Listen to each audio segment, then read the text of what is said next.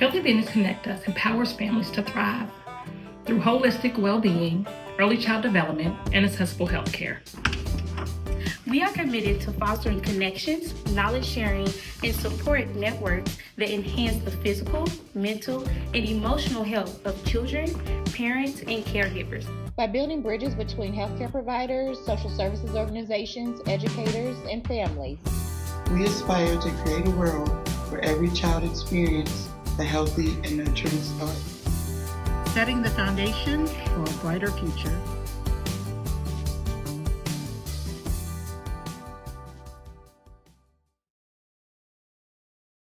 Valley Station had a wonderful trunk or treat this weekend. Lots of great Halloween activities all across the city to enjoy with your family. Encourage everyone to enjoy them. And in the midst of enjoyment, we're also continuing to work incredibly hard. And across Metro government, we're working incredibly hard every day to improve public safety, to make Louisville safer, and to save lives. That's been my number one priority as mayor. That's my team's number one priority all across Louisville Metro government. And thanks to our focus and hard work, we're seeing results. Shootings and homicides are down by around 25% this year. Carjackings, aggravated assaults, and robberies are all down too. Community collaborations are up, where we have our friends here from the Office of Violence Prevention working with the community, LMPD interacting with the community like never before. We are on the right track, friends, but I'm not content because there still is too much violent crime that happens in our city. We wake up too many mornings hearing about something that happened overnight, go to too many memorials for victims who are lost, for families who are suffering. And so our hard work will continue. The determination will not end to continue down this path. We know there's still a lot of work ahead of us. And that's why earlier this year, we announced Safe Louisville, my comprehensive crime reduction plan that aims to reduce violent crime by 15% year after year, every year in our city, through prevention, intervention, and enforcement. And my colleagues here from the Louisville Metro's Office of Violence Prevention help implement several parts of this plan. Led by Misty Wright and everyone else here, they are working hard every day to ensure we prevent violent crime from happening in the first place. And today, we're gathered to release a report that analyzes the last 3 years of effort at the Office of Violence Prevention. And today, we'll provide an update on some of our key violence intervention strategies. One great example is Pivot to Peace. Pivot to Peace gives people the resources and skills they need to get out of gang life and away from gun violence. Like I already mentioned, gun violence here in Louisville has been reduced by between 25 and 30% across the entire city. However, in areas where we've deployed the Pivot to Peace program, we've seen an over 60% reduction in gun violence in these targeted areas. And this is just one of the many strategies that our colleagues at Office of Violence Prevention are using to improve public safety. We couldn't possibly cover everything in this report today in a short time at this announcement, but to give a few more updates on what's in this report, I'd like to introduce Ashley Webb, who's the Deputy Director of Office of Violence Prevention, to give a few more insight about what's going on in this report and where we're headed from here. Ashley? Thank you, Are you all Mayor. right? How are you? Good to see you. Good to see you. Good morning, everyone. So I'm going to share a little bit about the Office of Violence Prevention. And as the mayor stated, we play a key role in implementing many parts of the Safe Louisville Plan, which has 3 tiers: prevention, intervention, and enforcement. First, I'm going to start off by sharing about the Pivot to Peace intervention model, which is a partnership between the Office of Violence Prevention, Goodwill, and Volunteers of America, which engages with high-risk individuals, those that have been victims of gun violence, or those that are most likely to become victims of gun violence or perpetrators of violence. We are meeting people where they're at through credible messengers that are intervening in high conflict situations before they have the ability to arise to violent events. These credible messengers are those that have lived experience. They're from the neighborhoods. They also have previous system or justice involvement themselves. These credible messengers are also engaging with high-risk individuals and connecting them to long-term case management and also resources, things such as obtaining an ID. So we are meeting people where they're at in specific locations. And as you can see, in the 4 areas that we currently have the Pivot to Peace intervention model, we are seeing a reduction in gun violence and homicides and shootings by 62%. That is more than 2 times that of the average of Louisville overall. And we are lifting a 5th site in the California neighborhood here very soon. So we are also meeting people where they are at through our hospital intervention program. This is a partnership with the University of Louisville where OVP is funding staff there in the hospital that are victims of gunshot wounds and stabbings. Last year, the hospital saw 628 patients that presented from violent acts, and 85% of those U of L staff was able to connect with and connect them to services such as mental health supports and other resources so they could navigate a positive path forward. We are also meeting people where they are at through our OVP's outreach team, many of which are with us today. These dedicated team members are highly skilled at connecting with high-risk individuals across the entire city. They are walking alongside with them for 6 to 18 months and giving them the support and connecting them to resources they need so that they can enter a better path going forward. And this is working. The recidivism rates for those individuals that outreach is working with across the city are significantly lower than that of the national average. We are accepting referrals from places such as our credible messengers, from the hospital intervention program, and we accept referrals from across the city. This includes parents. We are also doing other work inside of the Office of Violence Prevention. One of the divisions is TRC, Trauma Resilient Communities, where we are connecting people to mental health supports in those areas most impacted by gun violence. One of the ways we're doing that is through Community Sanctuary Project. And this is where after incidents of violence take place in community, we are coming together as community to heal with one another. We have mental health supports available, faith-based leadership, and 8,100 people have been present at these events.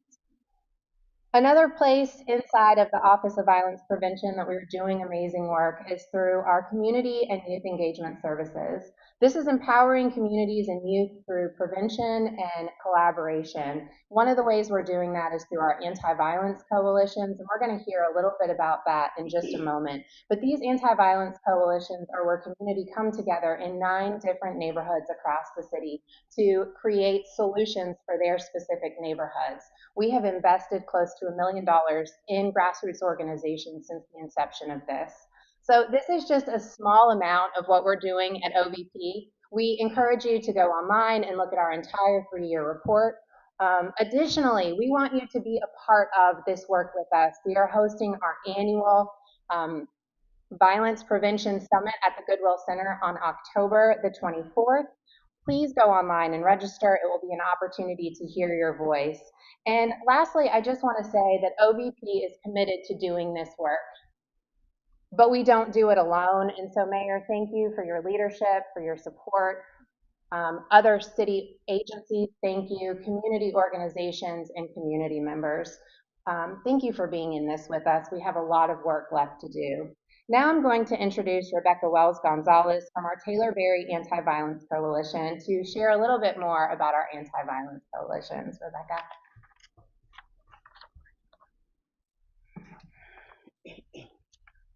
Hello, thank you for the opportunity to speak.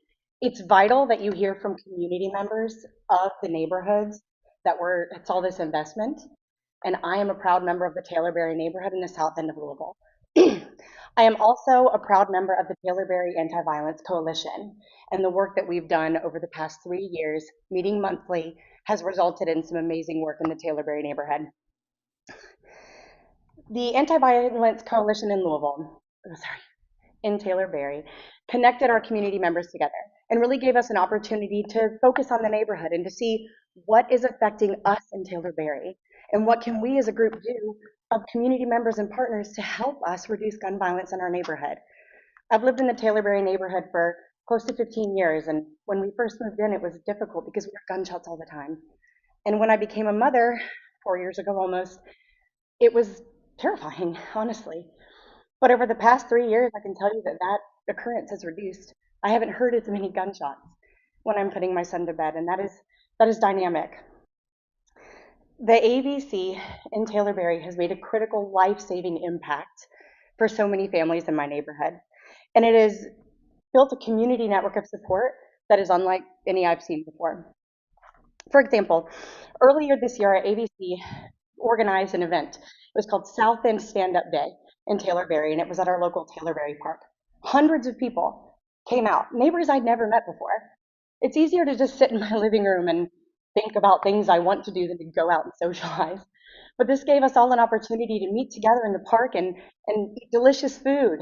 My son played basketball as a 3.5-year-old and made 3 new best friends of varying ages. And they were playing on bouncy castles. And to be quite frank with you, it was amazing to socialize as an adult, as a mother, knowing that my son was playing in a place that was safe, finally. So what do we do from here, though? We need to keep this effort going. For the next year, our AVC has planned funding to continue this community network of support. We are planning monthly community dinners, open to all, using local food vendors and supporting our businesses in our neighborhood to discuss and connect with each other about what resources do we need, how can we build friendships and connections with each other, and how can we continue this dynamic work to reduce gun violence in all capacities in our neighborhood and in others. These dinners are not just about food. They're about cultivating trust and building dynamic interpersonal relationships, and they serve as a foundation for a truly safe and vibrant community. I want to thank you all for allowing me to share a bit of my experience in the Taylorberry neighborhood and for being a part of this important work.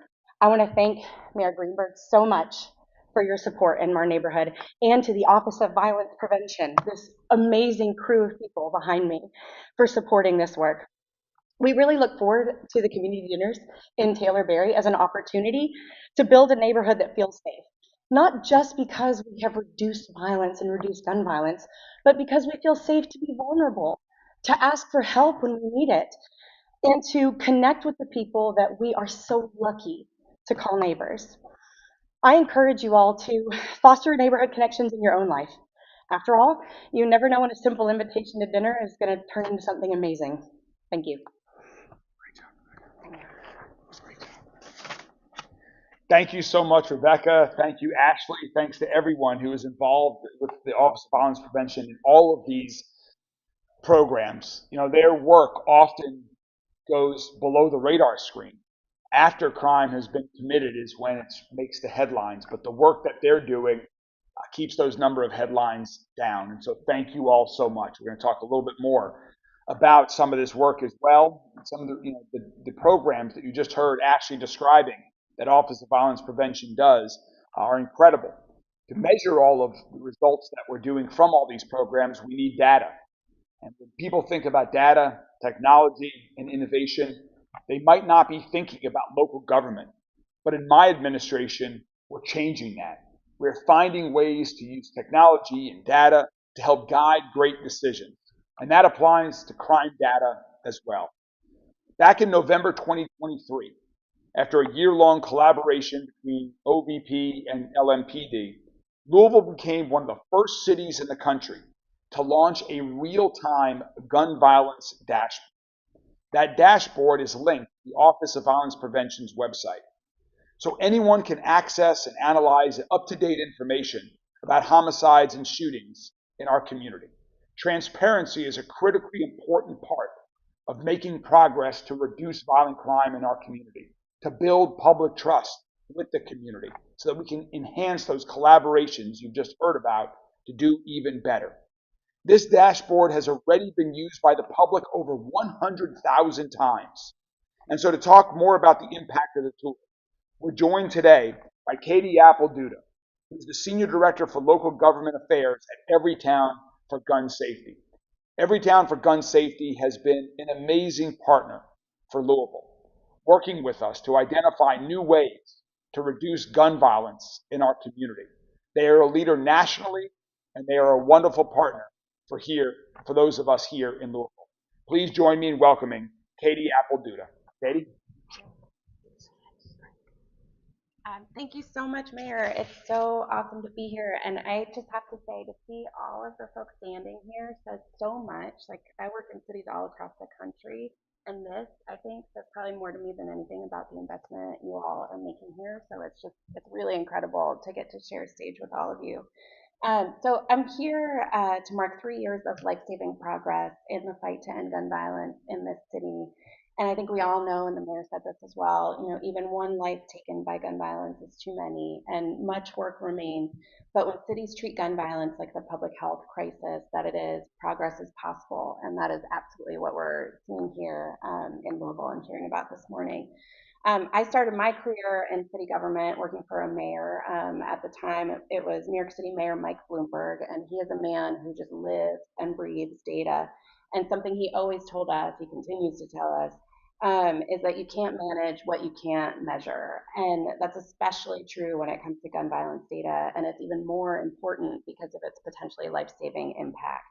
Timely and accessible access to gun violence data is vital. With it, police departments, and as you heard, the police department is a huge partner in this work, and especially in developing this dashboard. But they can make better decisions about when and where to deploy officers. Community violence intervention programs, we heard mention of so many of the amazing organizations working with the OVP here, can efficiently target and evaluate their efforts. Researchers are able to take this data and identify the next generation of promising solutions that we should all be trying and learning from. And then finally, reporters, like those who are here in the room, can access the information they need with the click of a button rather than having to sort of chase down data, which is something that happens in far too many cities across this country. So thank you so much to Mayor Greenberg, to the Office of Violence Prevention. Because of your leadership, Louisville has really become a national leader when it comes to collecting and analyzing and publishing gun violence data. So as mentioned, a few years back, Louisville was selected as one of only 3 cities in the whole country to receive a Gun Violence Data Fellow, to be a part of the Gun Violence Data Fellowship Program.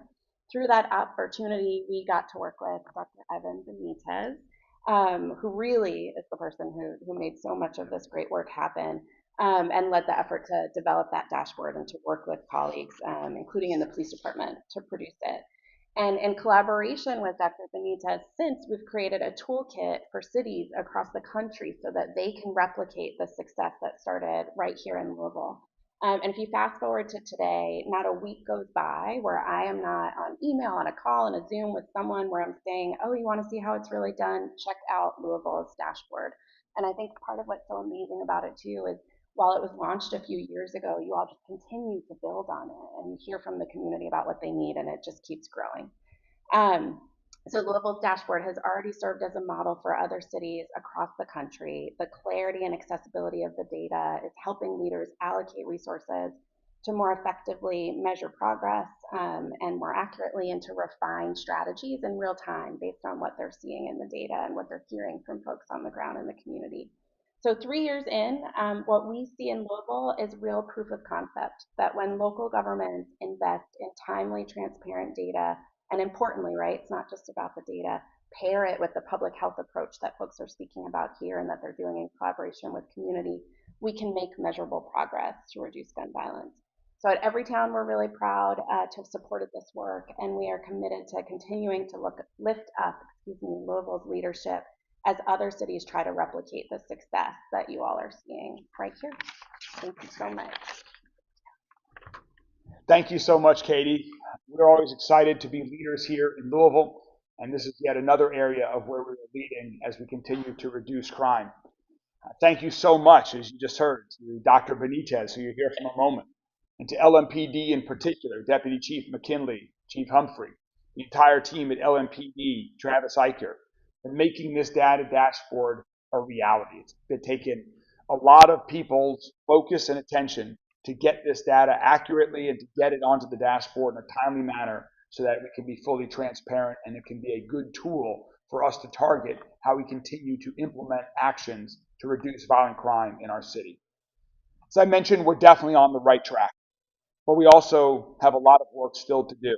And I'm looking forward to this work ahead of us as we continue to make progress. I want to give, Dr. Benitez, I did want to give you a special shout out as well. Also, just thank you so much. You came here started on a grant, right, when you were getting your PhD, and now to see that turn into this full-blown activity, I just want to give you a special thanks. Really appreciate everything that you have done. So a couple more announcements on this topic before we change topics. One more is one of the things that we're also doing that we are confident is going to continue this great work with Office of Violence Prevention has given you an overview of today, is we are having our first Community Safety Commission meeting. This is the group of individuals and representing organizations that are going to oversee the implementation of the Safe Louisville Plan and also the community commitment, which is Louisville's consent decree. The first meeting for the Community Safety Commission will be October 14th at 1:30 p.m. at the main branch of the Louisville Free Public Library. It's open to the public, but space there will be limited, so it will also be live streamed. We're really excited to get that going. Before I end on a final topic, I just want to give one final thanks to all of my colleagues at Office of Violence Prevention. You all are doing incredible work. And as I said earlier, I know often it goes unnoticed because when you're successful, the community is safe, and there's nothing to write about. I want to give you a very hearty and thankful thanks for all the great work that you do. Please join me in thanking our Office of Violence Prevention. Thanks, guys. You guys are good.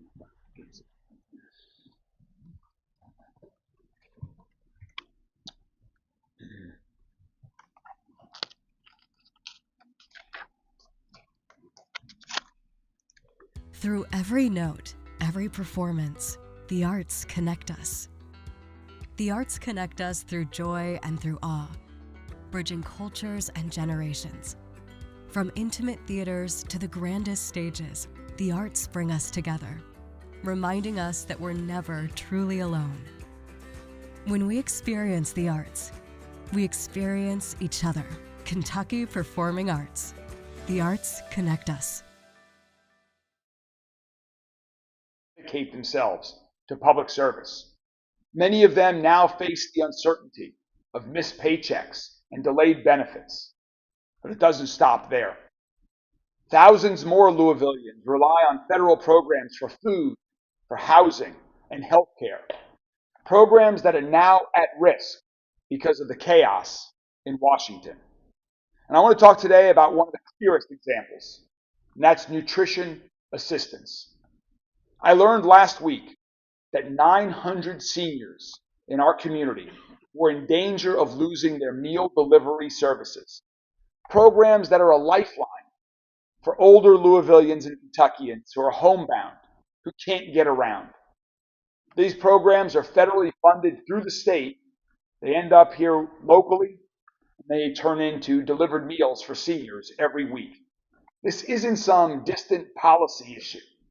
This is real life.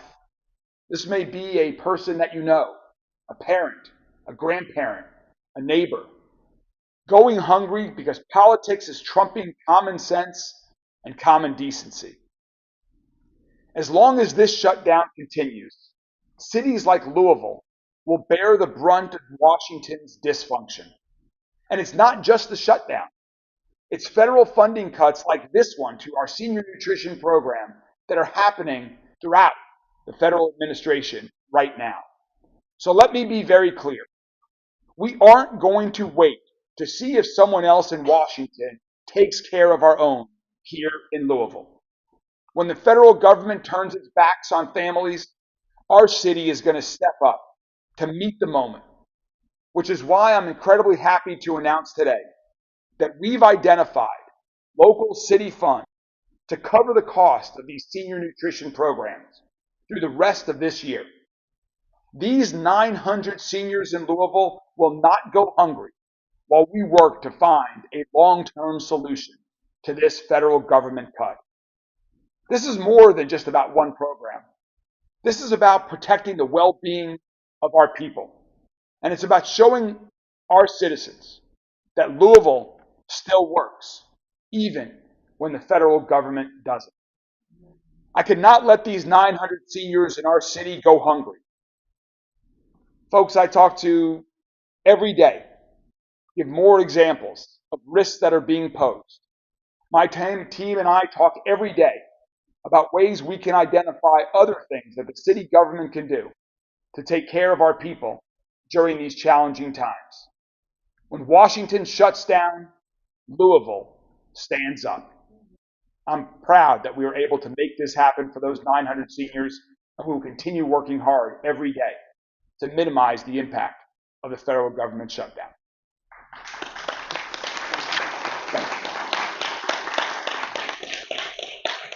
Thank you all very much, and I'm happy to take, I know it's just a Monday, but I'm sure that members of the media have some questions already.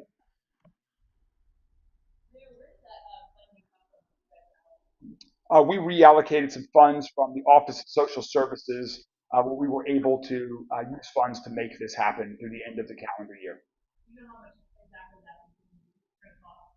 We can get you that several $100,000. We'll get you that exact number.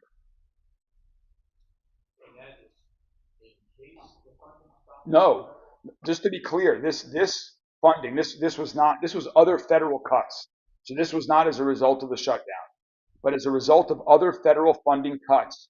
On October 1st, so the end of last week, the funding ended. So now we are making sure that those seniors never miss a delivery. They get one delivery a week of 5 meals each week. And now, as a result of giving the heads up last week, we're going to make sure that those 900 seniors don't miss a single delivery. We're going to, as I mentioned, we're going to continue to find a way. There's a mid-year adjustment coming up from local budget. And one of the things I'm going to propose, if necessary, is to keep the funding going. We cannot let these seniors go hungry. And there's more demand than just these 900 seniors that have already been accepted to the program. There's a waiting list for this program. And so we're going to see what we can do about expanding it, given the challenging times we're living in right now.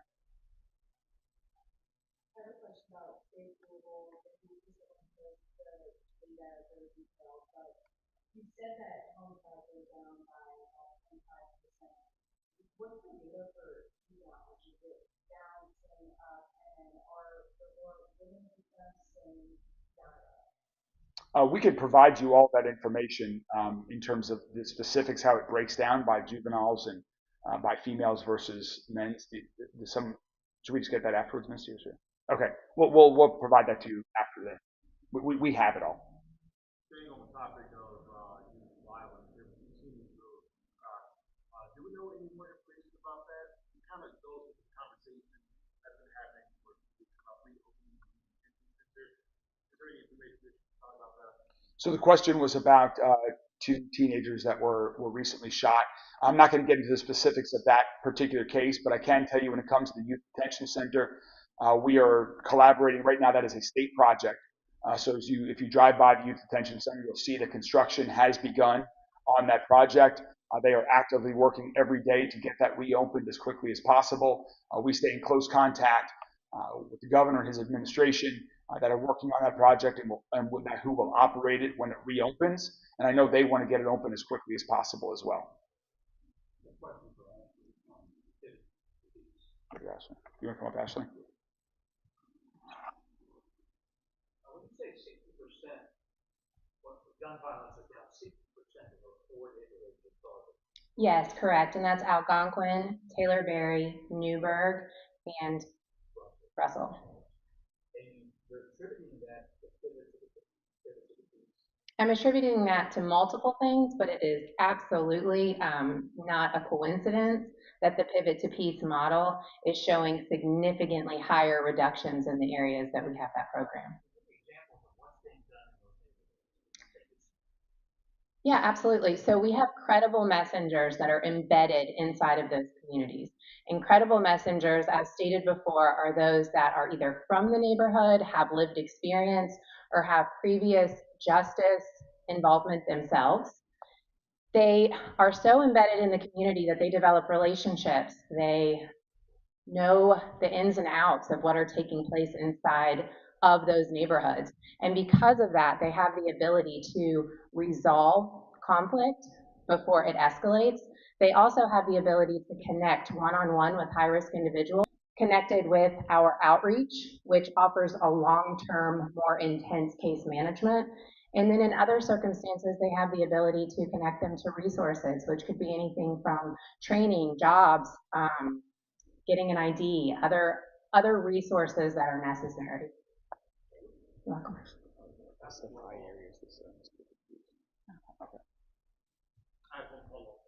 Oh, okay, Ashley, if you want to stay here. Okay.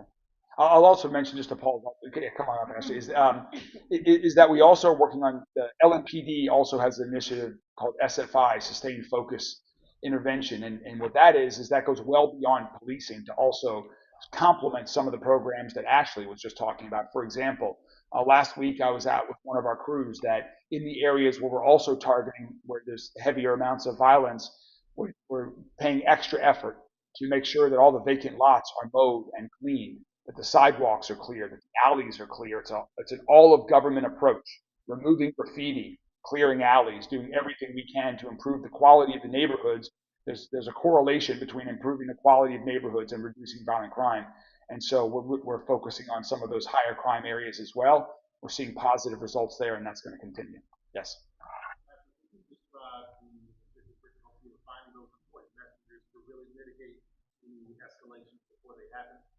So we partner with Goodwill, and Goodwill handles all of the hiring. They are a second chance employer and are extremely intentional at ensuring that the people that will be out in neighborhoods are representative of those that they are serving. But we do not do the hiring at OVP. That is handled through our partnership.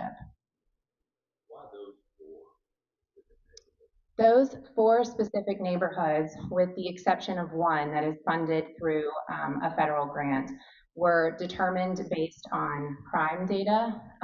But again, these were lifted some time ago. So as we are lifting our 5th site, that is going to be in the California neighborhood, but it's based completely off of data, and that's one of the reasons why we're emphasizing the importance of data in driving the programs.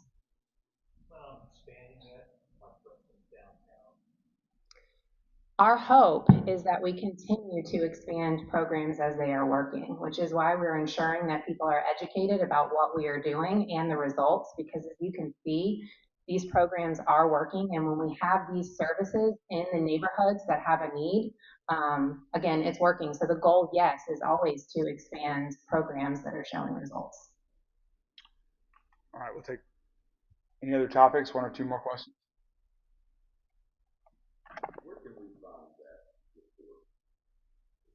Is it on OVP's website? Yeah. So you can find the report on Office of Violence Prevention's website, which you can reach through LouisvilleKY.gov, or that's the best way, through LouisvilleKY.gov, but on Office of Violence Prevention's website. Anything else? All right. Have a wonderful week, everyone. Thank you all very much. Healthy Business Connect Us empowers families to thrive through holistic well-being, early child development, and accessible health care. We are committed to fostering connections, knowledge sharing, and support networks that enhance the physical, mental, and emotional health of children, parents, and caregivers. By building bridges between healthcare providers, social services organizations, educators, and families, we aspire to create a world where every child experiences a healthy and nurturing start. Setting the foundation for a brighter future.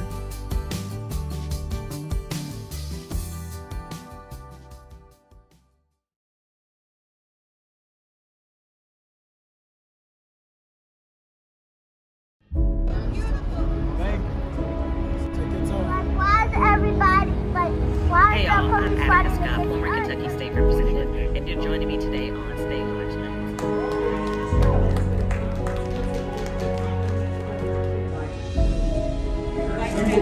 we will continue to provide updates as we have more information.